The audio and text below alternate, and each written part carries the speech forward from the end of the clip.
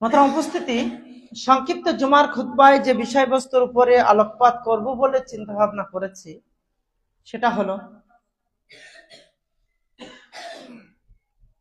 সমাজ সেবামূলক কাজ। সে ব্যাপারে ইসলাম কি বলে? সমাজ সেবামূলক যত কাজ আছে, একে অপরের সহযোগিতামূলক কাজ করার ক্ষেত্রে ইসলাম আমাদের কি নির্দেশনা দেয়? আল্লাহ সুবহানাহু ওয়া তাআলা পবিত্র কোরআন মাজিদ সূরা মায়েদার মধ্যে বলেন, ওয়ালা তাআওয়ানু আলাল বিররি ওয়াত তাকওয়া ওয়ালা তাআওয়ানু আলাল ইসমি ওয়াল উদওয়ান। তোমরা একে অপরকে সহযোগিতা করো বীর নেকির কাজে, ওয়াত তাকওয়া এবং আল্লাহ ভীরুতার কাজে। আল্লাহ সুবহানাহু ওয়া তাআলাকে পেতে একে অপরকে সহযোগিতা করো, আর নেকি যেখানে আছে সেই কাজ করার ক্ষেত্রে একে অপরকে সহযোগিতা করো। পক্ষান্তরে আল্লাহ সুবহানাহু ওয়া তাআলা বলছেন, ওয়ালা তাআওয়ানু আলাল ইসমি ওয়াল উদওয়ান, একে অপরকে সহযোগিতা করো না ইসম গুনাহের কাজে, উদওয়ান নাফরমানির কাজে। একদিকে আল্লাহ সুবহানাহু ওয়া তাআলার নির্দেশ নেকির কাজে আর তাকওয়ার কাজে একে অপরকে সহযোগিতা করো, পক্ষান্তরে আল্লাহ সুবহানাহু ওয়া তাআলা আবার বলছেন পাপাচারের কাজে, গুনাহের কাজে, নাফরমানির কাজে একে অপরকে সহযোগিতা করুন। আল্লাহ রাসূল সাল্লাল্লাহু আলাইহি ওয়াসাল্লাম বলছেন, ইন্নাদ দীনা নাসিহা, দিন হলো কল্যাণকামিতা। কল্যাণকামিতাই হলো দিন। একে অপরের কল্যাণ কিভাবে করব, নসিহতের মাধ্যমে অন্যকে কিভাবে ভালো কাজে ফিরিয়ে আনবো, এর মধ্যে রয়েছে নেকি। আর এটাই হলো পরিপূর্ণ দিন। এখানেই শেষ নয়। আল্লাহ নবী সাল্লাল্লাহু আলাইহি ওয়াসাল্লাম বলছেন, জারির বিন আব্দুল্লাহ রাদিয়াল্লাহু তাআলা আনহু বলেন, বাআইতু রাসূলুল্লাহ সাল্লাল্লাহু আলাইহি ওয়াসাল্লাম আলা ইকামিস সালাহ ওয়া ইতাইজ যাকাত ওয়া নুসিয়া লিকুল্লি মুসলিমিন। আমি আল্লাহর নবী সাল্লাল্লাহু আলাইহি ওয়াসাল্লামের সঙ্গে ওয়াদাবদ্ধ হয়েছি, বায়াত করেছি এই মর্মে, নামাজ আদায় করব, যাকাত প্রদান করব এবং অন্যর কল্যাণকামিতায়, মুসলিমদের জন্য কল্যাণ কামনা করব। অত্র আয়াত এবং হাদিস দ্বারা আমরা স্পষ্ট হলাম যে একে অপরের কল্যাণকামিতা, একজন মুমিন তার অন্য কোন মুমিন ভাইকে জান্নাতে কিভাবে নিয়ে যাবে, নিজে কিভাবে জান্নাতে যাবে, এটাই তার লক্ষ্য হবে। আল্লাহ সুবহানাহু ওয়া তাআলা পবিত্র কোরআন মাজিদে বলেন, ইয়া আইয়ুহাল্লাযীনা আমানু, হে ঈমানদারেরা, কু আনফুসাকুম ওয়া আহলিকুম নারা, তুমি নিজে এবং তোমার আহল পরিবারকে বাঁচাও কি থেকে? জাহান্নামের আগুন থেকে। কেন? জাহান্নামের ইন্ধন হবে মানুষ এবং পাথর, ওয়াকুদুহান নাস ওয়াল হিজারা। তাহলে একজন আর একজনকে, নিজে বাঁচবো এমনটা নয়, নিজে বাঁচবো, অন্যকেও কিভাবে বাঁচাবো, এটা হবে আমাদের লক্ষ্য। সেটা দুনিয়ার জীবনে হোক বা আখিরাতের জীবনে হোক, সবটাই কল্যাণকামিতা হবে তখনই যখন আমরা একে অপরের সহযোগিতায় এগিয়ে আসবো। আল্লাহ রাসূল সাল্লাল্লাহু আলাইহি ওয়াসাল্লাম বলেন, ওয়াল্লাহু ফি আউনিল আবদ মা কানাল আবদু বিআউনি আখি। আল্লাহ সুবহানাহু ওয়া তাআলা ততক্ষণ বান্দার সহযোগিতায় থাকেন যতক্ষণ তার বান্দা তার কোন ভাইয়ের সহযোগিতায় থাকে। আল্লাহ আমার সহযোগিতা করবেন তখনই যখন আমি আমার ভাইয়ের সহযোগিতা করব। আমার ভাইকে যদি আমি সহযোগী হতে পারি, আমার ভাইকে যদি আমি সহযোগিতা করতে পারি, তাহলে আল্লাহ সুবহানাহু ওয়া তাআলা আমার সহযোগিতা করবেন। এটা হাদিসের পাতায় স্পষ্ট। মোহতারাম উপস্থিতি, আমি যেটা বোঝাতে চেয়েছি সেটা হলো এই, আমরা বিভিন্ন কর্মপদ্ধতি রয়েছে যে কর্মগুলোর মাধ্যমে আমরা একে অপরকে সহযোগিতা করতে পারি। যতগুলো সমাজ সেবামূলক কাজ আছে সেগুলোকে যদি পয়েন্ট বাই পয়েন্ট করা হয়, নাম্বার 1 পয়েন্ট তার মধ্যে আমি বিশ্লেষণ করেছি ইয়াতিম প্রতিপালন করা। ইয়াতিম যার বাবা মা দুনিয়াতেই মারা গিয়েছে, এত মাল ধন সম্পদের অধিকারী একটা ছোট বাচ্চা যার বাবা নেই, সেই জানে যে দুনিয়াটা কত কষ্টকর। এই জন্য আল্লাহ রাসূল সাল্লাল্লাহু আলাইহি ওয়াসাল্লাম পৃথিবীর সমস্ত কল্যাণমূলক কাজের মধ্যে ইয়াতিম প্রতিপালনকে সবচেয়ে বেশি গুরুত্ব দেওয়ার কথা বলেছেন।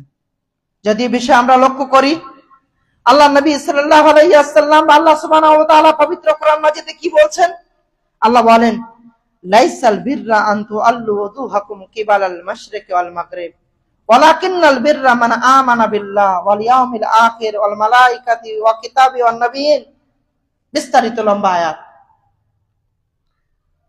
পূর্ব দিকে বা পশ্চিম দিকে মুখ করার মধ্যেই যে শুধু কল্যাণ আছে এমনটা নয়। আমি 5 ওয়াক্ত নামাজে পশ্চিম দিকে মুখ করলাম, এর মধ্যে শুধু কল্যাণ খুঁজবো এমনটা নয়। প্রকৃত কল্যাণ আল্লাহ সুবহানাহু ওয়া তাআলাকে যারা বিশ্বাস করেছে, ফেরেশতাদের প্রতি যারা ঈমান এনেছে, আসমানি কিতাব সমূহের উপরে যারা ঈমান এনেছে, নবীদের উপরে যারা ঈমান এনেছে, এবং প্রত্যেক ওই ব্যক্তি যে তার মাল ধন সম্পদকে খরচ করে ইয়াতিমদের উপরে, গরিবদের উপরে, রাস্তার মুসাফিরদের উপরে, সেই ব্যক্তিই হলো প্রকৃত নেকির অধিকারী।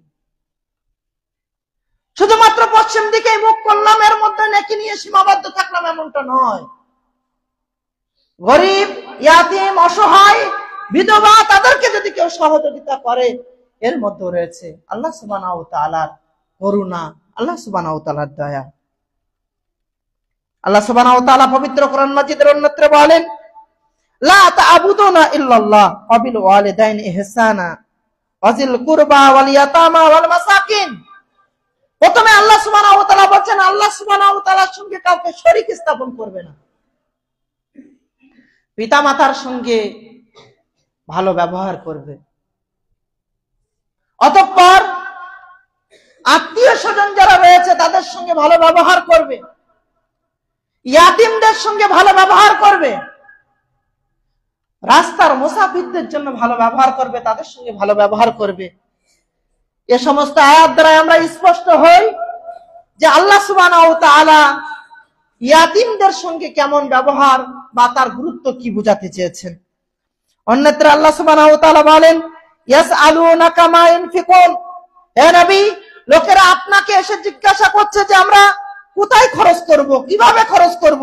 হে নবী, আপনি বলে দিন, ধন সম্পদ হতে তোমরা যা ব্যয় করবে তা তোমাদের পিতামাতার জন্য, নিকট আত্মীয়দের জন্য, ইয়াতিমদের জন্য, মিসকিনদের জন্য, মুসাফিরদের জন্য আল্লাহর রাস্তায় ব্যয় করো। উপস্থিতি, অনেক লম্বা চওড়া একটা সাবজেক্ট, যে সাবজেক্টটা নিয়ে বলতে গেলেই একটা জমা হয়ে যাবে, কিন্তু আমার তো অনেকটা বিষয় বলতে হবে। শুধুমাত্র ইঙ্গিত দিয়েই বোঝানোর চেষ্টা করব যে সমাজ সেবামূলক কাজের মধ্যে ইয়াতিমের লালন পালনের কি গুরুত্ব রয়েছে, অন্যান্য বিভিন্ন পাঠের কি গুরুত্ব রয়েছে। মাত্র উপস্থিতি, আল্লাহ নবী জনাবে মুহাম্মদ রাসূল সাল্লাল্লাহু আলাইহি ওয়াসাল্লাম বলেন, ইন্নাল্লাযীনা ইয়াকুলুনা আমওয়ালাল ইয়াতামা যুলমান। যে ব্যক্তি ইয়াতিমের মালকে অন্যায়ভাবে হরপ করলো, আজকের দিনে যেটা দেখা যায় এই সমাজের বুকে, যার বাবা নেই তার মালকে কিভাবে হরপ করবে এই চেষ্টা সমাজের প্রতিটা মানুষ এটাই মনে করে, ওর পাশে তো কেউ দাঁড়ানোর মতো নেই। রক্ষক যদি ভক্ষক হয়, কে করিবে রক্ষা? রক্ষক যিনি রক্ষা করার নাম নিয়ে ওই বাচ্চাটার লালন পালনের জন্য সবচেয়ে আগে এগিয়ে এসেছিল, কিছুদিন পরে দেখা যায় রক্ষক তার নিজের নামে ইয়াতিমের জমিগুলো রেকর্ড করে নিয়েছে, তার মালগুলো হরপ করে নিয়েছে, কিছুদিন পর তাকে রাস্তায় বাইর করে দিয়েছে, এই বলে সাময়িক কয়েকটা দিন তার কাছ থেকে হাতিয়ে নেওয়ার জন্য এই প্রচেষ্টাগুলো করেছিল। খুব ভালো করে মনে রাখা প্রয়োজন আছে, আল্লাহ সুবহানাহু ওয়া তাআলা এই ব্যাপারে কি নির্দেশনা প্রদান করছেন। আল্লাহ সুবহানাহু ওয়া তাআলা বলছেন, ওই সমস্ত মানুষ যারা ইয়াতিমের মালকে অন্যায়ভাবে ভক্ষণ করে, তারা প্রকৃত অর্থে নিজের পেটে জাহান্নামের আগুনকে ভক্ষণ করেছে। ইয়াতিমের মাল ভক্ষণ করা অন্যায় ভাবে রক্ত হলে এটাই যে জাহান্নামের আগুনকে নিজের পেটে ভরা। আজ যদি সমাজের কাছে বিষয়ে জিজ্ঞাসা করা হয়, প্রতিটা মানুষ এটাই মনে করেছে ওর মাথায় হাত বোলানোর মতো কেউ নেই, ওর মাথায় হাত দেওয়ার মতো কেউ নেই, ওর পাশে দাঁড়ানোর মতো কেউ নেই। পৃথিবীর সমস্ত মাল ধন সম্পদের একই অবস্থা, যার মা বাবা নেই, যার কিছু নেই, সেই মালটাকে কিভাবে হরপ করবে এই প্রচেষ্টা সবাই লেগে আছে। অনেক কথা বলা যেতে পারে প্রসঙ্গে, ওরা রাশে হয়তো বা নেই, আবার নেই বললেও তো হবে না। মনে করবেন মাদ্রাসার যতগুলো জমি আছে, আশপাশের জমিওয়ালারা জমির অর্ধেক খেয়ে ফেলেছে। কেন? ওর তো কেউ নেই, ওর কে হিসাব নেবে? মাঝখানে কেউ যদি এর ব্যাপারে আগ্রহী হয়, তাহলে এটাই বলবে ওনার মাথা ভেঙে পড়েছে কেন এত? যে জমি মাপতে যাবেন 2-4 কাঠা আপনার পাওনা হবে, কেন? কি জন্য? ওর মা বাবা নেই বলে। কোন জমির মাঝখান দিয়ে কারেন্টের খুঁটি চলে গিয়েছে, কেন? কি কারণ? এই জন্য যে মা বাবা নেই, ওর মা বাবা নেই। আপনি আপনার জমির মাঝখান দিয়ে কোনোদিন কারেন্টের খুঁটি যেতে দিয়েছেন? আপনার জমির মাঝখান দিয়ে কোনোদিন কারেন্টের খুঁটি গিয়েছে? যায়নি। তাহলে মাদ্রাসার জমির মাঝখান দিয়ে গেল কেন? ইয়াতিমের জমির মাঝখান দিয়ে গেল কেন? অসহায়ের জমির মাঝখান দিয়ে গেল কেন? কি জবাব দেবে এই সমাজ? খুব সাবধান হয়ে যেতে হবে নেতারা, খুব সাবধান হয়ে যেতে হবে। এই জনগণের মাল যেটা ওয়াকফ করা হয়েছে ফিসাবিলিল্লাহ, এটার যদি ভক্ষণ করে নিই, এটার যদি অপব্যবহার করি, তাহলে জাহান্নামের আগুন যেমন নিজের পেটে ভরার কথা বলা হয়েছে, এর থেকে আমি বাঁচতে পারবো না। আমি তার সঙ্গে সম পরিমাণ, সে ব্যাপারে কিন্তু আমি অভিযোগে দোষী সাব্যস্ত হব, আর আমাকে সে ভুগতে হবে। কথা প্রসঙ্গে অনেক কথাই বলা যেতে পারে, অত কথা না বলে শুধু দুটো একটি কথা। আল্লাহর নবী জনাবে মুহাম্মদ রাসূলুল্লাহ সাল্লাল্লাহু আলাইহি সাল্লাম এই ব্যাপারে কি বলেছেন? আল্লাহর নবী বলেন, আনা ওয়া কাফিলুল ইয়াতিম ফিল জান্নাহ, আমি আর ইয়াতিমের দেখভালকারী জান্নাতে একসঙ্গে থাকবো। এ কথা বলে আল্লাহর নবী তার আঙ্গুলগুলো একটার সঙ্গে আরেকটা মিলিয়ে দিয়ে বলছেন, এই আঙ্গুলগুলো একটার সঙ্গে আরেকটা যেমন মিলে আছে, আমি আর ইয়াতিমের দেখভালকারী জান্নাতে এইভাবে থাকবো। নামাজ পড়লে আপনি জান্নাতে যাবেন, রোজা করলে আপনি জান্নাতে যাবেন, ভালো কাজ করলে আপনি জান্নাতে যাবেন। বিভিন্ন ইবাদতের প্রকারে বলা হয়েছে জান্নাতে যাবে। মান আনফাকা যাওজাইনে ফি সাবিলিল্লাহ নুদিয়া মিন আবওয়াবিল জান্নাহ, ফামান কানা মিন আহলিস সালাহ দুইয়া মিন বাবিস সালাহ, ওয়া মান কানা মিন আহলিস সিয়াম দুইয়া মিন বাবির রায়্যান, ওয়া মান কানা মিন আহলিস সাদাকা দুইয়া মিন বাবিস সাদাকা। এমন 8টি দরজার কথা ভিন্ন ভিন্ন ভাবে প্রকাশ করা হয়েছে, কিন্তু জান্নাতি ব্যক্তি রাসূল সাল্লাল্লাহু আলাইহি সাল্লামের সাথে কোথায় থাকবেন, কিভাবে দেখা হবে, কেমন ভাবে থাকবে, এ কথা উল্লেখ করা হয়নি। কিন্তু নবী বলছেন, যিনি ইয়াতিমের দেখভাল করে, যিনি ইয়াতিমের কিফালাতের দায়িত্ব গ্রহণ করে, সেই ব্যক্তি আর আমি মুহাম্মদ রাসূলুল্লাহ সাল্লাল্লাহু আলাইহি সাল্লাম ঠিক এইভাবে অবস্থান করব জান্নাতের মধ্যে। আমাকে ঠিক করে নিতে হবে আমি কোথায় থাকব, আমার কি করণীয়, এখান থেকে ঠিক করে নিতে হবে। অনেক লম্বা চওড়া আগেই বলেছি, আমি বিস্তারিত যেতে চাই না। 2 নম্বর পয়েন্ট, দরিদ্র ক্ষুধার্তকে খাদ্য দান করা, দরিদ্র মানুষকে এবং ক্ষুধার্ত মানুষকে খাদ্য দান করা। আল্লাহ সুবহানাহু ওয়া তাআলা পবিত্র কোরআন মাজিদে বলেন, আও ইতআমুন ফি ইয়াউমিন জি মাযগাবা ইয়াতীমান যা মাকরাবা আও মিসকিনান যা মাতরাবা। ক্ষুধার দিনে অন্ন দান করা, ইয়াতিমের নিকট আত্মীয়কে অথবা ভ্রুণ্ঠিত অভাবগ্রস্তকে দান করা, এটা মুমিনের বিশেষ বৈশিষ্ট্য। অন্যত্র আল্লাহ সুবহানাহু ওয়া তাআলা বলেন, ওয়া ইতঈমুনা আত-তাআমা আলা হুব্বিহি মিসকিনা ওয়া ইয়াতীমা ওয়া আসীরা ইন্নামা নুতঈমুকুম লিওয়াজহিল্লাহ লা নুরিদু মিনকুম জাযাআও ওয়ালা শুকুরা।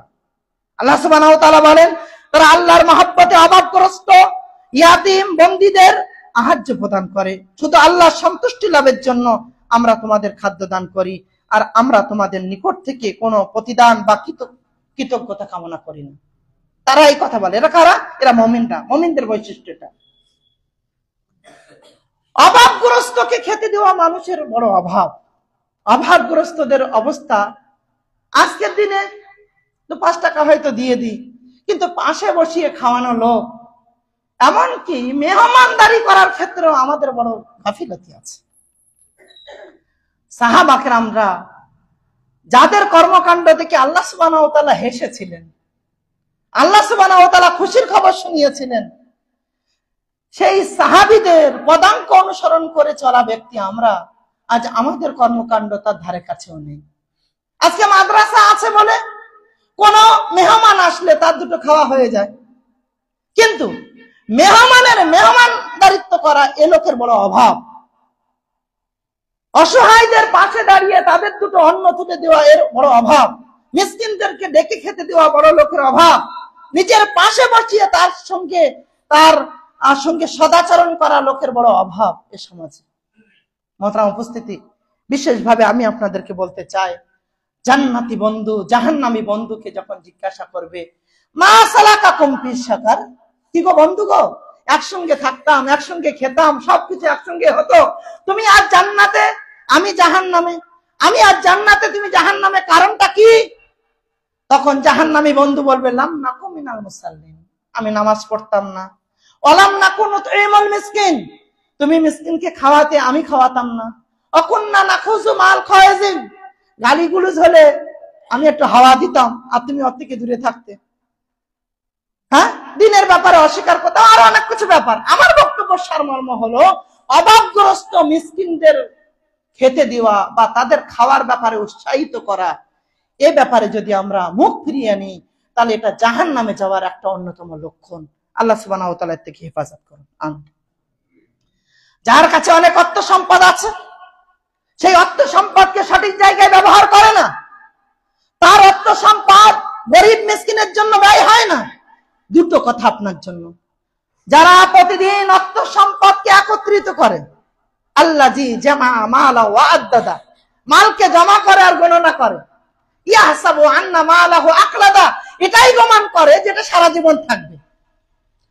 প্রথমত আপনার মাল যদি গরিব অসহায়ের পিছনে খরচ না হয়, আপনার মাল থাকবে না, আপনি লিখে রাখেন। আপনার মাল যদি গরিব অসহায়ের পিছনে খরচ না হয়, আপনার মাল থাকবে না। আল্লাহ সুবহানাহু ওয়া তাআলা আপনার মাল রাখবেন না।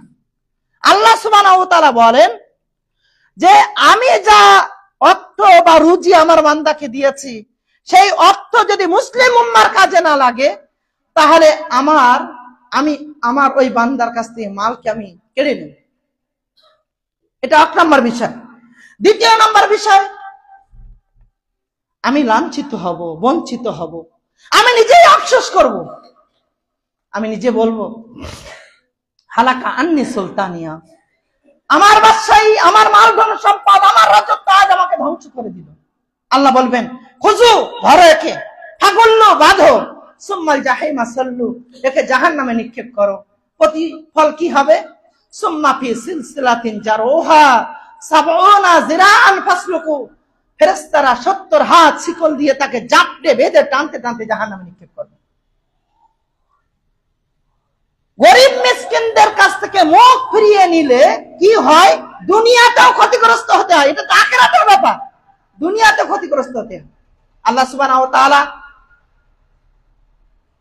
বলছেন যে বনি ইসরাইলের ওই লোকেদের আল্লাহ যেভাবে পরীক্ষা করেছিল, আমি তোমাদেরকে সেইভাবে পরীক্ষা করব।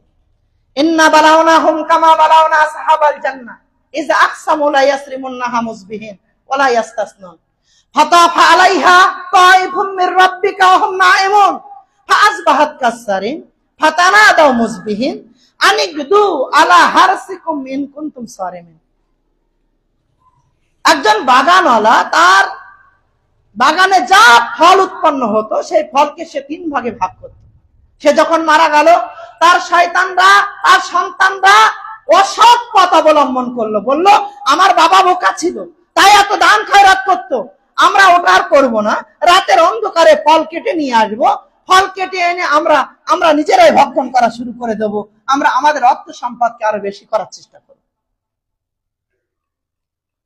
ফান্তালাকু, চিন্তন নিয়ে তারা চললো। অহমিয়া তাকাফাতুন, এটাই মনে করছিল কেউ যেন না জানতে পারে, ভয়ে ভয়ে চলছিল। ফালাম্মা রাআহা ক্বালু ইন্না লাযাল্লুন, বাগানের দিকে যখন দেখলো তখন মনে হলো যেন তারা রাস্তা ভুলে গিয়েছে। আদৌ তারা রাস্তা বলেনি, আল্লাহ সুবহানাহু ওয়া তাআলা তাদেরকে মাহরুম করেছিলেন তাদের যাওয়ার আগেই। ফাতাফা আলাইহা তায়ফুম মির রাব্বিকা ওয়া হুম নাঈমুন, ফেরেশতাদের একটা দল পাঠিয়ে দিয়ে সেই বাগানকে মাটির সঙ্গে মিশিয়ে দিয়েছিলেন। হয়েছিল কেমন? ফাআসবাহাত কাসসারিম, মনে হয়েছিল এখানে কিছুই ছিল না। মহতারাম উপস্থিতি, আমি যেটা বলতে চাইছি, যদি আমরা গরিব মিসকিন ইয়াতিমের মালকে সঠিক জায়গায় ব্যবহার না করি, দুনিয়াতেও ক্ষতিগ্রস্ত হব, দুনিয়াতেও আল্লাহ আমাদের মাল ধন সম্পদকে কেড়ে নেবেন, আর আখিরাতে আমরা লাঞ্ছনা বঞ্চনার শিকার হব, আমাদের স্থান হবে জাহান্নাম, আমাদেরকে জাহান্নাম নিক্ষেপ করা হবে। মহতারাম উপস্থিতি, পড়োশীর সঙ্গে ভালো ব্যবহার করা, করেন তো সবাই? সবার পড়োশী খুব ভালো, শুধু পড়োশীর ভাবিদের সঙ্গে সম্পর্ক ভালো, আর পড়োশীর ভাইদের সঙ্গে সম্পর্ক ভালো না, আর কিছুই ভালো না। কথাগুলো প্রায় জমাই বলি, তাই কি কম হয়েছে? বলে কাজ হলো ঠ্যাস মারা কথা বলা, এত বলছি তো কম হচ্ছে কেন? কেন আল্লাহ সুবহানাহু ওয়া তাআলার ওয়াইদের কথা শুনে ভয় লাগে না? এটাই হয়ে গেল নাকি যে খাতামাল্লাহু আলা কুলুবিহিম ওয়া আলা সামিহিম ওয়া আলা আবসারিহিম গিশাওয়াতু ওয়া লাহুম আযাবুন আযীম? এটা হয়ে গেল, সব কি মোহর পড়ে গেল নাকি? পড়োশীর সঙ্গে ভালো ব্যবহার করতে হবে। ওই ব্যক্তি মুমিন নয় যে ব্যক্তি নিজে ভালো মন্দ খায় আর তার পড়োশী ক্ষুধার্ত থাকে। ওই ব্যক্তি জান্নাতে যাবে না যার পড়োশী তার প্রতি নারাজ। পড়োশীর ব্যাপারে সজাগ হন।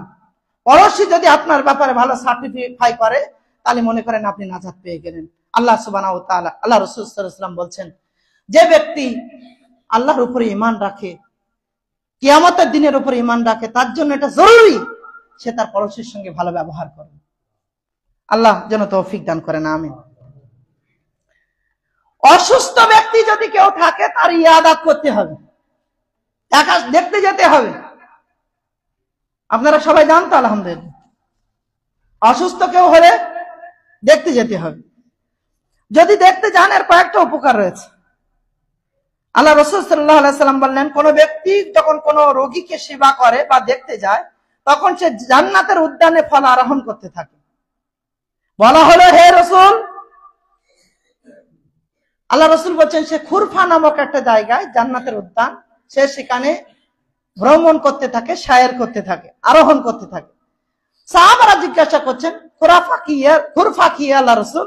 আল্লাহ রাসূল সাল্লাল্লাহু আলাইহি ওয়াসাল্লাম বললেন, জান্নাতের ফল। তো যতক্ষণ আপনি অসুস্থ ব্যক্তির ইয়াদাত করার জন্য, দেখার জন্য সেখানে যাবেন, ততক্ষণ আপনি জান্নাতের উদ্যানে ঘোরাফেরা করবেন, এটাই প্রমাণিত। এখানে শেষ নয়। আল্লাহ রাসূল সাল্লাল্লাহু আলাইহি ওয়াসাল্লাম বলেন, মান আদা মারিদান খাযা ফি রাহমা ইযা কাআদা ইস্তাকাররা ফিহা। যে ব্যক্তি কোন রোগীর পরিচর্যা করে, সে রহমতের মধ্যে ডুব দেয়। এমনকি যখন সে সেখানে বসে পড়ে, তখন সে রীতিমতো রহমতের মধ্যেই অবস্থান করে, আল্লাহর রহমতের মধ্যে অবস্থান করে, যতক্ষণ কেউ কোনো অসুস্থ ব্যক্তির ইয়াদাতের জন্য সেখানে যায়। এখানে শেষ নয়। ইতিপূর্বেও শুনেছেন, একজন মুসলমানের আর একজন মুসলমানের 6টা হক, তার মধ্যে এটা হক, কোন ভাই যদি অসুস্থ হয় তাকে দেখতে যেতে হবে। আল্লাহ রাসূল সাল্লাল্লাহু আলাইহি ওয়াসাল্লাম বলছেন, এমন কোন মুসলমান নেই যে সকালবেলা কোন মুসলমান রোগীকে দেখতে যায়, অথচ তার জন্য সন্ধ্যা পর্যন্ত 70,000 ফেরেশতা দোয়া করতে থাকে। আর কোন ব্যক্তি যদি সন্ধ্যাবেলা কোন অসুস্থ ব্যক্তিকে দেখতে যায়, তাহলে সকাল পর্যন্ত তার জন্য 70,000, সন্ধ্যাবেলা দেখতে গেলে সকাল পর্যন্ত 70,000 ফেরেশতা তার জন্য দোয়া করতে থাকে। মহতারাম উপস্থিতি, আরো অনেকগুলো পয়েন্ট রয়েছে, আমি আমার মূল পয়েন্টের দিকে ফিরে আসার চেষ্টা করছি, কারণ সমাজসেবামূলক কাজের একটা দুটো পয়েন্ট বলা যাবে না। আল্লাহ রাসূল সাল্লাল্লাহু আলাইহি ওয়াসাল্লাম গারে হিরাতে বসে ধ্যান করতেন আল্লাহ সুবহানাহু ওয়া তাআলাকে পাওয়ার জন্য। সর্বপ্রথম ওহী যখন তার উপরে হলো, জিবরিল আমিন এসে আল্লাহ নবীকে জাপটে ধরে বলছেন, হে নবী, বলুন ইকরা বিসমি রাব্বিকাল্লাযী খালাক। জীবনে সর্বপ্রথম এমন শব্দ শোনা যা আগে কোনোদিন জানা যায়নি, কে বা জাপটে ধরলো? থরথর করে কাঁপতে কাঁপতে বাড়িতে এসেছেন। এসে খাদিজা রাদিয়াল্লাহু আনহাকে বলছেন কম্বল উড়ে দেওয়ার জন্য। আল্লাহ সুবহানাহু ওয়া তাআলা নবীকে বলছেন, নবী উঠুন, মানুষদেরকে ভয় দেখান। খাদিজা রাদিয়াল্লাহু আনহা নবীকে এই বলে সান্ত্বনা দিচ্ছেন, হে মুহাম্মদ সাল্লাল্লাহু আলাইহি ওয়াসাল্লাম, কেন কেন কেন আপনি ভয় করছেন কেন? আপনি তো ইয়াতিমের লালনকারী, আপনি তো গরিব অসহায় বিধবাদের দেখভালকারী, আপনি তো সর্বদাই মানুষের পাশে দাঁড়ান, অসহায়ের পাশে দাঁড়ান, তাহলে আপনি ভয় করবেন কেন? আপনার কোনো ক্ষতি হবে কেন? না, ভয় করবেন না। আপনি বুঝতে পারলাম, অসহায়ের পাশে দাঁড়ালে, গরিবের পাশে দাঁড়ালে, ইয়াতিমের পাশে দাঁড়ালে, বিধবার পাশে দাঁড়ালে, অন্য সমাজ সেবামূলক কাজে একে অপরকে সহযোগিতা করতে পারলে যে আল্লাহ সুবহানাহু ওয়া তাআলা তাকে নিরাশ করেন না, আল্লাহ সুবহানাহু ওয়া তাআলা তাকে কোনো ক্ষতি করেন না। খাদিজা রাদিয়াল্লাহু আনহার উদ্বুদ্ধ করা, উৎসাহিত করা, মনোবলকে বৃদ্ধি করার অন্যতম শব্দ দ্বারা এটা প্রমাণিত। আল্লাহ নবী জনাবে মুহাম্মদ রাসূলুল্লাহ সাল্লাল্লাহু আলাইহি ওয়াসাল্লামকে এই শব্দ দিয়ে উৎসাহিত করতে করতে, মনে সাহস জোগাতে নিজের চাচাতো ভাই ওয়ারকা বিন নওফালের কাছে নিয়ে গেলেন।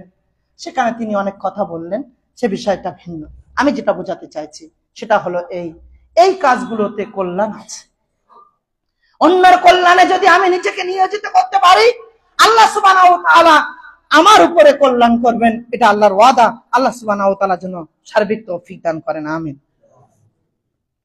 ত্রাণ বিতরণ করা, কোন জায়গায় কোন বন্যা হলো, ভূমিকম্প হলো, খরা হলো, অন্য কোনো কিছু হতে পারে যে মানুষ অসহায়ত্ব বোধ করছে, আল্লাহ সুবহানাহু ওয়া তাআলার কোন একটা পরীক্ষা তাদের কাছে এসেছে, হতে পারে বিশাইয়্যিম মিনাল খাউফ ওয়াল জু ওয়া নাকসিম মিনাল আমওয়াল ওয়াল আনফুস ওয়াস সামারাত ওয়া বাশশিরিস সাবিরিন। এই যে পরীক্ষামূলক বিষয়গুলোর মধ্যে কোন একটা এসে তাদের উপরে বিদ্যমান হয়েছে, এরকম পরিস্থিতিতে প্রয়োজন তাদের কাছে ত্রাণ পৌঁছে দেওয়া। এই ত্রাণের কাজ যদি আমরা করি, ইসলাম সে ব্যাপারে কি বলছে? আল্লাহ নবী সাল্লাল্লাহু আলাইহি ওয়াসাল্লাম বলছেন, মান নাফাসা আন মুমিনিন কুরবাতাম মিন কুরাবিদ দুনিয়া নাফাসাল্লাহু আনহু কুরবাতাম মিন কুরাবি ইয়াউমিল কিয়ামা। যে ব্যক্তি কোন মুমিনের দুনিয়ার বিপদ সমূহের কোন একটি বিপদ দূর করে দেবে, আল্লাহ তাআলা তার আখিরাতের বিপদ সমূহের মধ্যে কোন এক কঠিন বিপদকে দূর করে দেবে। সুবহানাল্লাহি ওয়া বিহামদিহি সুবহানাল্লাহিল আযীম। আমার কোন মুমিন ভাইয়ের দুনিয়ার কোন বিপদকে যদি আমি দূর করে দিতে পারি, তার পাশে দাঁড়িয়ে তাকে যদি সহযোগিতা করতে পারি, আল্লাহর ওয়াদা যে আল্লাহ তার বান্দাকে, যে বান্দা তার মুমিন ভাইয়ের সহযোগিতায় নেমে এসেছে, তার কোন কঠিন বিপদকেও আল্লাহ দূর করে দেবেন। আল্লাহ তুমি তৌফিক দান করো, আমিন। অন্যত্র আল্লাহ রাসূল বলেন, যে ব্যক্তি কোন মুমিনের পার্থিব দুঃখ কষ্ট দূর করবে, আল্লাহ তাআলা কিয়ামতে তার দুঃখ কষ্টকে দূর করে দেবেন। অন্যত্রে আল্লাহ রাসূল বলেন, ইরহামু মান ফিল আরদ ইয়ারহামুকুম মান ফিস সামা। তোমরা পৃথিবীবাসীর প্রতি দয়াবান হও, দয়া করো, তাহলে যিনি আসমানে আছেন তিনি তোমাদের প্রতি দয়া করবেন। পৃথিবীতে যারা রয়েছে, অন্য তোমার কোন মুসলিম ভাই বা মুসলিম না হলেও অমুসলিম ভাই, একজন ভাই আরেকজন ভাইয়ের সহযোগিতায় এগিয়ে এসো, একজন ভাই আরেকজন ভাইয়ের উপরে দয়া করো। যদি এটা করো, যিনি আসমানে আছেন, আসমানে কে আছেন? ইয়ারহামুকুম, তিনি তোমাদের উপরে দয়া করবেন, মান ফিস সামা, যিনি আসমানে আছেন। আল্লাহ সুবহানাহু ওয়া তাআলা আমাদেরকে তৌফিক দান করুন, আমিন। শরণার্থীদেরকে আশ্রয় বা সাহায্য প্রদান করা। এখন তো শরণার্থী বললেই তো একেবারে লাদেন মার্কা হয়ে যাবে। শরণার্থী বললেই বলবে এরা রোহিঙ্গাদের আশ্রয়দাতা বা অমুক তমুক। হ্যাঁ, যখন মক্কা থেকে আল্লাহর নবীর সহযোগীরা হিজরত করে এসেছে, আনসাররা তাদের জন্য নিজের স্ত্রীকে তালাক দিয়ে বলেছে, এটা তোমার, হে আমার ভাই, এটা তোমার জন্য দিয়ে দিলাম, আমার জমির এক অংশ তোমার জন্য দিয়ে দিলাম, আমার মালের এক অংশ তোমার জন্য দিয়ে দিলাম। কোন শরণার্থীকে যদি সাহায্য করা হয়, এটা অত্যন্ত কল্যাণকর একটা কাজ। হ্যাঁ, যেখানে দেশের সহযোগিতা থাকবে না, সেখানে আমরা আগ বাড়িয়ে যেন কোনো কাজ করতে না চাই। দেশ যদি আমাদেরকে বলে যে অমুক দেশের শরণার্থীদেরকে আমরা সহযোগিতা করব, সেখানে নিরপেক্ষতা হওয়া দরকার। পৃথিবীর সবাইকে আমি আমার দেশের অধিবাসী করব, শুধুমাত্র মুসলমান নামক জন্তুগুলোকে করব না। তাদের কাছে মুসলমানরা জন্তু।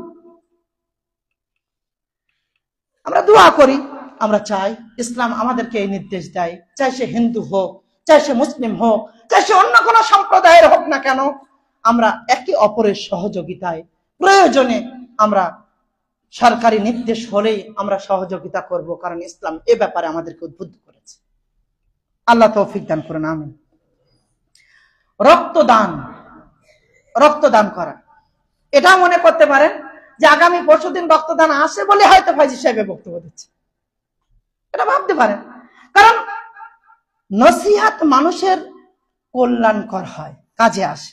কিছু মনে করিয়ে দেওয়া, মানুষ সব জানে, তাকে মনে করিয়ে দিলে, হযরত ওমর রাদিয়াল্লাহু তাআলা আনহুর হাতে তরবারি ঘুরছে, শুধু মনে করিয়ে দেওয়া, ওমর তুমি ভুলের উপরে আছো, ওমা মুহাম্মাদুন ইল্লা রাসূল কদ খালাত মিন ক্বাবলিহি রাসূল আফাইম মাতা আবিন কুতিলা, শব্দ বলার সাথে সাথে যদি ওমরের হাত থেকে তরবারি পড়ে যায়, রক্ত ওঠে, এটাই সাময়িক ভুলে যাওয়া। সবই জানি, একটু মনে করিয়ে দেওয়া, যাতে করে আমরা ওই ভালো কাজে আবার উদ্বুদ্ধ হতে পারি।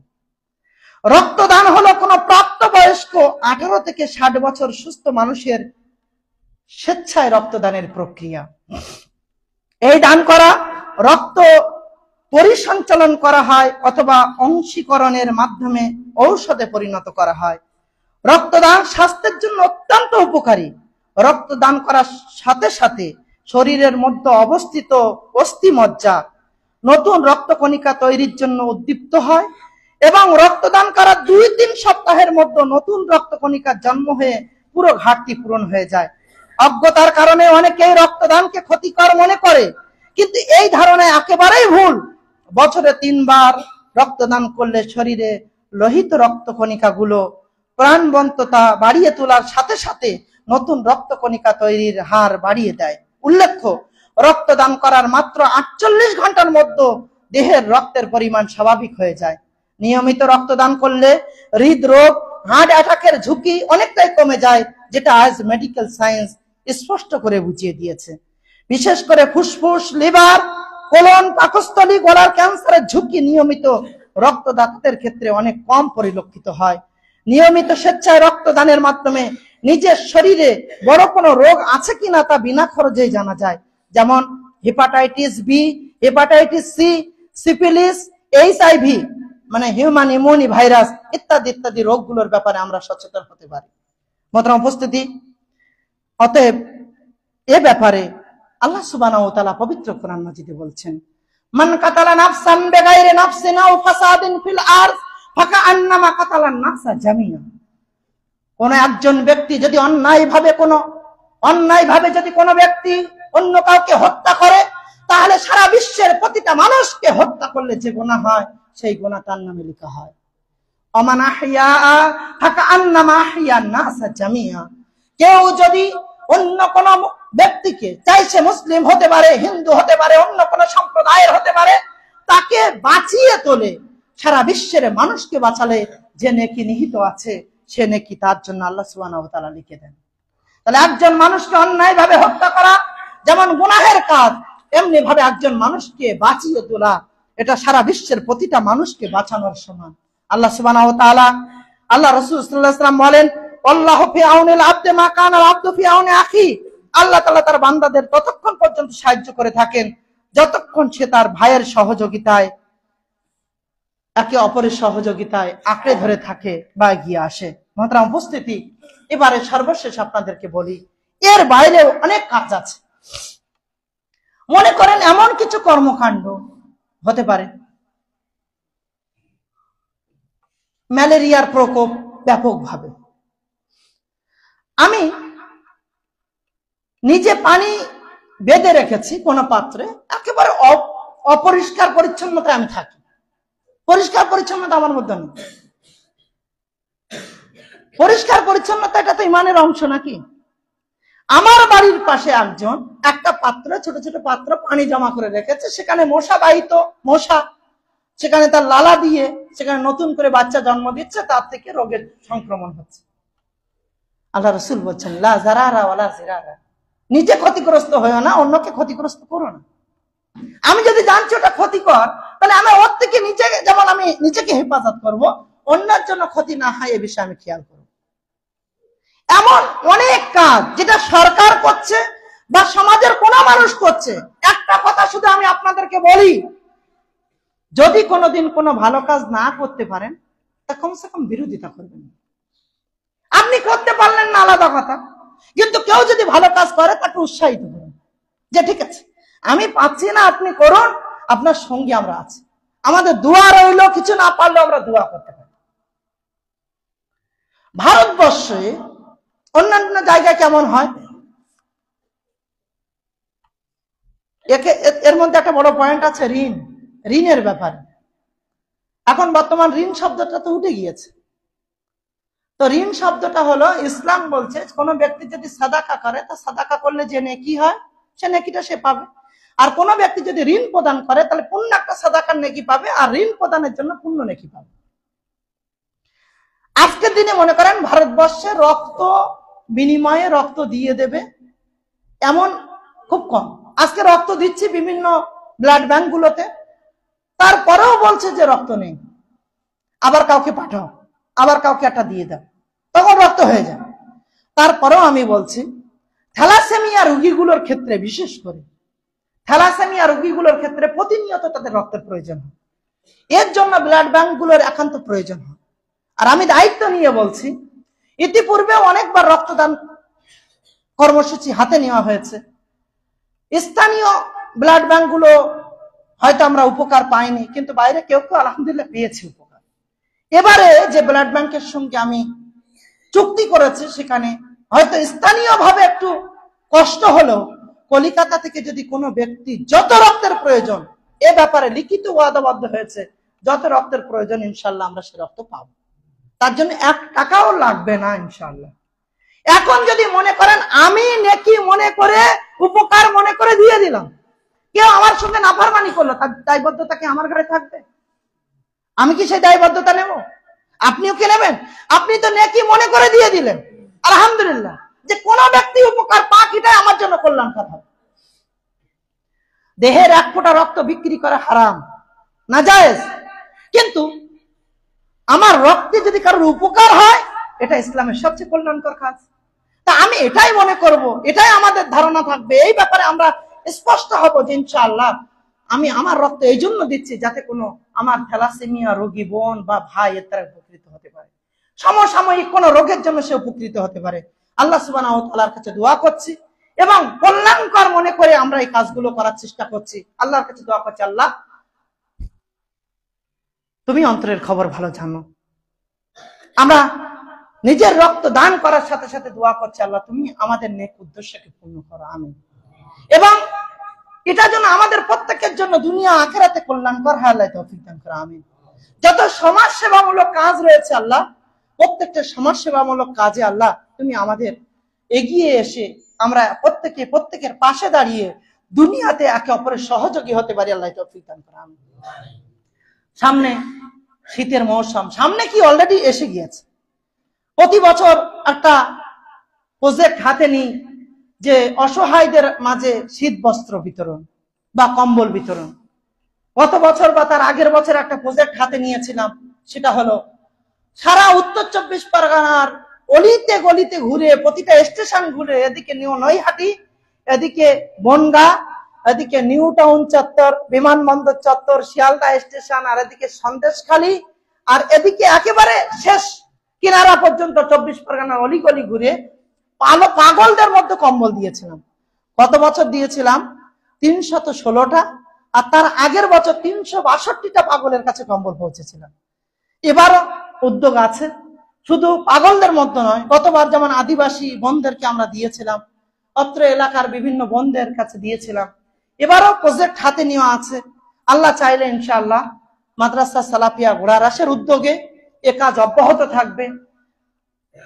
আমরা হয়তো উদ্যোগ নিই, বাকি কাজটা আপনারা করেন, অর্থ আমাদের কাছে নেই, অর্থ দেওয়ার দায়িত্ব আপনাদের, কিন্তু আপনাদের আমানতটাকে সঠিক জায়গায় পৌঁছানোর জন্য যে প্রচেষ্টা করি, সেই গাড়ির তেলটাও ওই টাকা থেকে আমরা খরচ করি না, এটাই মনে করি যে আমার শ্রমটা আর গাড়ির তেলটা যদি এটা আমার জন্য কল্যাণকর হয়, তাহলে এটাই আল্লাহর কাছে গৃহীত হলে ইনশাআল্লাহ এটা আমার জান্নাতে যাওয়ার জন্য নাজাতের ওসিলা হবে ইনশাআল্লাহ।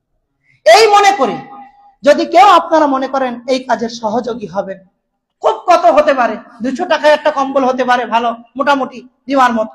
আগলদের তো আর বেশি ভালো কম্বল দেওয়া যাবে না, 100-150 টাকার মধ্যে তাদের কম্বল দেওয়া যেতে পারে। আমরা যদি এক একজন একটা একটা করে শরিক হই, কত জায়গায় কত টাকা খরচ করি। আগামী জানুয়ারি ডিসেম্বর 31 নাইটের রাত্রে কত নোংরামি হবে, কত টাকা খরচ হবে। হ্যাঁ, জানুয়ারির নাম করে কত টাকা খরচ হবে। আজকে এক বিবাহের নাম করে, সন্তানের বিবাহের নাম করে লক্ষ লক্ষ টাকা খরচ করছি। যেখানে মেয়ের বাড়ি শাদী হওয়া জায়েজ নয়, সেখানে লক্ষ লক্ষ টাকা শাদী করছি। কোন একটা জায়গার খরচের নাম করে ওয়ালা তুবাজ্জির তাবযিরা ইন্নাল মুবাজ্জিরিনা কানু ইয়াকুনা শাইতান, এ ব্যাপারেও কোনো আমাদের খেয়াল থাকছে না। তাই আমি আপনাদেরকে বলি, কমসে কম সঠিক জায়গায় কিছু দিয়ে মানুষের পাশে দাঁড়ান। একজন মানুষ যদি হয়ে থাকি, তাহলে মানুষত্ব বোধ আমার মধ্যে হওয়া উচিত। মানুষত্ব বোধকে কাজে লাগিয়ে বারবার এই দেশের সুনাগরিক, এটা প্রমাণ আমাদের করতে হয়। আর ইনশাআল্লাহ প্রমাণ আমরা করে যাব। কেউ যদি আমাকে সুনাগরিক না মনে করে, এই সমাজকে সুনাগরিক না মনে করে, প্রয়োজনে আমরা প্রমাণ দিতে থাকবো যে আমরা এই দেশের সুনাগরিক। আমরা দেশের ঐক্যবদ্ধতা মজবুত করতে চাই, আমরা একে অপরের ভ্রাতৃত্ব মজবুত করতে চাই, আমরা হিন্দু মুসলিম শিখ ইসাই ঐক্যবদ্ধ ভাবে এই দেশের মাটিতে বেঁচে থাকতে চাই। নিজ নিজ ধর্ম আমরা সঠিকভাবে স্বাধীনভাবে পালন করতে চাই। এটাই হোক আমাদের লক্ষ্য, নিজের ইচ্ছা অনুযায়ী নয়। বি.আর. আম্বেদকর রচিত সংবিধানকে সঠিকভাবে মূল্যায়ন করে তার বাস্তবায়ন করার পূর্ণ প্রচেষ্টা করে যাব। কোন নাফরমান আসবে, কত ফ্রাউন দুনিয়ার থেকে চলে গিয়েছে, কত নমরুদ দুনিয়ার থেকে চলে গিয়েছে, কত কারণ। নাম তো একটা ফ্রাউন জানি, মুসার বিরুদ্ধে লড়াই করা ফ্রাউন পরেও অনেক ফ্রাউন জন্মেছে। ইব্রাহিমের বিরুদ্ধে লড়াই করা নমরুদ অনেক দেখেছি। তাই আমি বিশেষভাবে বলতে চাই, কোন নমরুদে কাজ হবে না, কোন ফ্রাউনে কাজ হবে না। আল্লাহর আযাব যদি একবার এসে পড়ে, আল্লাহ সুবহানাহু ওয়া তাআলা বলছেন, কি বলছেন? আমাকারু মাকারাল্লাহ আল্লাহু খায়রুল মাকিরিন। আল্লাহ সবচেয়ে উত্তম ষড়যন্ত্রকারী, তিনি সবচেয়ে উত্তম ষড়যন্ত্র বোঝেন। তুমি ষড়যন্ত্র করছো করে যাও। আল্লাহর দয়া যদি একবার হয়ে যায়, মুসলিম তোমরা তাওহীদকে আঁকড়ে ধরো। তাওহীদকে যদি আঁকড়ে ধরে নিতে পারো, তোমাদের উপরে আল্লাহর গায়েবী মাদাদ আসবে আসবে আসবে, এতে কোনো সন্দেহ নেই। তোমাদের চেষ্টা করতে হবে।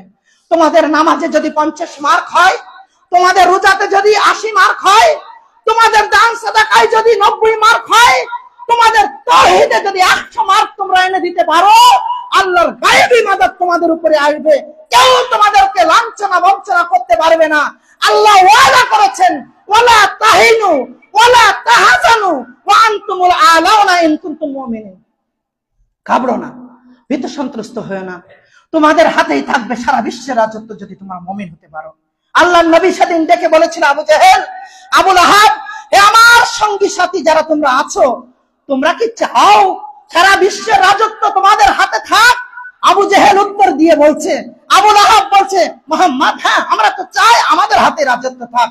আমি তোমাদের একটা কথা বলবো, সে কথাটা যদি তোমরা মেনে চলতে পারো, সারা বিশ্বের রাজত্ব তোমাদের হাতে থাকবে। একটা কেন, আরে 10টা বলো না, 100টা বলো না, আমাদের চাই শুধু রাজত্ব, একটা না, অনেক বড় শখ মেনে নেবো। রাজত্ব কিভাবে ধরে রাখা যায় সেটা বলো। আল্লাহ নবী শুধু বললেন, কুলু লা ইলাহা ইল্লাল্লাহ তুফলিহুন, বলো আল্লাহ ছাড়া কোনো সত্য উপাস্য নেই, তোমরা সফল হয়ে যাবে। মোহতারাম উপস্থিতি, এ সমাজ অনুরোধ করছি, ভালো কাজ করুন আর নিজের তাওহীদকে মজবুত করুন, নিজের একত্ববাদকে মজবুত করুন। অন্য সাবজেক্টে যদি 0 পান আর তাওহীদে যদি 100 হয়ে যায়, আপনি সাকসেস, আপনি সাকসেস। আল্লাহ বলেছেন, ইন্নাল্লাহা লা ইয়াগফিরু আন ইউশরাকা বিহি ওয়া ইয়াগফিরু মা দুনা যালিকা লিমান ইয়াশা।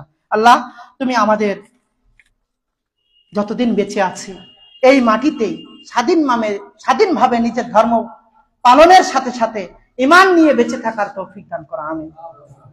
আল্লাহ, এই মুহূর্তে ওয়াকফ সম্পত্তির নামে যে লাঞ্ছনা বঞ্চনা বা পরিবেশকে নোংরা করার প্রচেষ্টা চলছে, পরিবেশকে উত্তপ্ত করার চেষ্টা চলছে। আল্লাহ তুমি এর থেকে হেফাজত দান করো, আমিন। বাংলাদেশের সনাতনী নামকরণে যে বিভেদ করার প্রচেষ্টা চলছে, আমরা সমস্ত বিভেদ থেকে চাই যে সব প্ররোচনা ব্যতি রেখে, প্ররোচনার ঊর্ধ্বে উঠে আমরা হিন্দু মুসলিম ঐক্যবদ্ধভাবে বেঁচে থাকতে। আজ বেলডাঙ্গার মাটিতেও যেটা হলো টোটালটাই প্ররোচনা।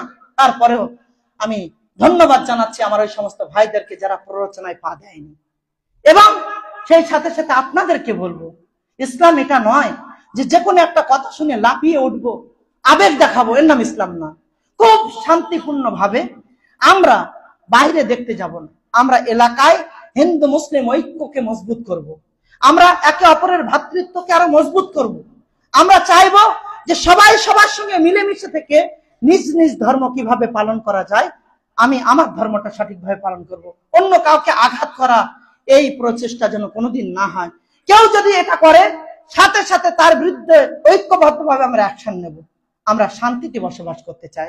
আল্লাহ গো, তোমার কাছে এই আবেদন, এই নিবেদন, এই কাকুতি মিনতি আমাদের, যে যতদিন বেঁচে থাকবো যেন আমরা অশান্তি মুক্ত একটা সমাজ যে বেঁচে থাকতে পারি।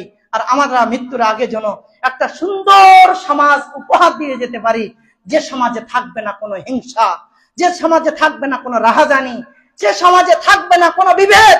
আমরা যেন এমন একটা সমাজকে উপহার দিয়ে যেতে পারি আগামী প্রজন্মের জন্য। আল্লাহ তৌফিক দান করো, আমিন।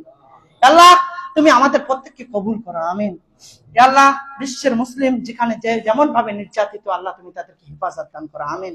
আল্লাহ যারা এই চক্রান্ত করছে তারা যদি হিদায়েতের যোগ্য হয়, আল্লাহ তুমি তাদেরকে হিদায়েত দাও, না হলে আল্লাহ তুমি তাদেরকে নিশ্চিহ্ন করে দাও, আমিন। আল্লাহ তুমি প্রত্যেককে কবুল করো, আল্লাহ তুমি প্রত্যেককে কবুল করো, ইমানের হালাতে বেঁচে থাকার তৌফিক দান করো, আমিন। আমাদের পূর্ববর্তী যারা মারা গিয়েছে, আল্লাহ তুমি তাদেরকে ক্ষমা করো, তাদেরকে ইল্লিনে জায়গা দান করো, আমিন। আমরাও যেন ইমান নিয়েই মরতে পারি, মৃত্যুর পরে ইল্লিনে জায়গা করে নিতে পারি, আল্লাহ তৌফিক দান করো, আমিন। ঘোড়ারাস সালাফিয়া মাদ্রাসাকে আল্লাহ তুমি এই কওমের ইউনিভার্সিটি হিসাবে কবুল করো, আমিন। এই কওমকে সঠিক রাস্তা দেখাতে পারে এমন প্রতিষ্ঠান রূপে আল্লাহ তুমি এই প্রতিষ্ঠানটিকে কবুল করো, আমিন। সমস্ত ষড়যন্ত্র, সমস্ত হিংসা মুক্ত এই প্রতিষ্ঠানকে আল্লাহ তুমি কবুল করো, আমিন। সব ষড়যন্ত্রের ঊর্ধ্বে উঠে যেন এই প্রতিষ্ঠান নিজ গতিতে এগিয়ে যেতে পারে, আল্লাহ তৌফিক দান করো, আমিন। আল্লাহ তোমার গায়েবী মাদাদ দিয়ে আল্লাহ তুমি এই প্রতিষ্ঠানটিকে কবুল করো, আমিন। কিয়ামত পর্যন্ত যেন এই প্রতিষ্ঠানটা অক্ষত থাকে, আল্লাহ তুমি এই তৌফিক দান করো, আমিন। এখানে যারা পড়াশোনা করছে তাদেরকে এক একজন দিনের দায়ী হিসাবে কবুল করো, আমিন। সমাজের শান্তি প্রতিষ্ঠাকারী হিসাবে আল্লাহ তুমি কবুল করো, আমিন। এই গ্রামের প্রত্যেকটা মানুষ যারা এই প্রতিষ্ঠানের সঙ্গে জড়িয়ে আছে, আল্লাহ তুমি তাদের এর বিনিময়ে দুনিয়া ও আখিরাতের কল্যাণ দান করো, আমিন। প্রত্যেককে আল্লাহ তুমি কবুল করো, আমিন। আল্লাহ বর্তমান যে ঋণ, এই ঋণ থেকে তুমি উদ্ধার দান করো, আমিন। আল্লাহ আমরা যেন সঠিকভাবে এগিয়ে যেতে পারি, আল্লাহ তৌফিক দান করো, আমিন। আমাদের মধ্যে যারা ঋণগ্রস্ত, আল্লাহ তুমি তাদের ঋণ থেকে উদ্ধার দান করো, আমিন। আল্লাহ আমাদের প্রত্যেকের আয়ুন্নতিতে তুমি বারাকা দান করো, সেই বরকত তারা যেন অহংকারে ভুলে না যায়, সেই বরকত তারা যেন মুসলিম উম্মার কাজে লাগাতে পারে, এবং সেটাকে নাজাতের ওসিলা হিসেবে আল্লাহ তুমি কবুল করে নাও, আমিন। রব্বানা তাকাব্বাল মিন্না ইন্নাকা আনতাস সামিউল আলিম ওয়া তুব আলাইনা ইন্নাকা আনতাত তাওয়াবুর রহিম। সুবহানা রাব্বিকা রাব্বিল ইজ্জাতি আম্মা ইয়াসিফুন। আসসালামু আলাল মুরসালিন।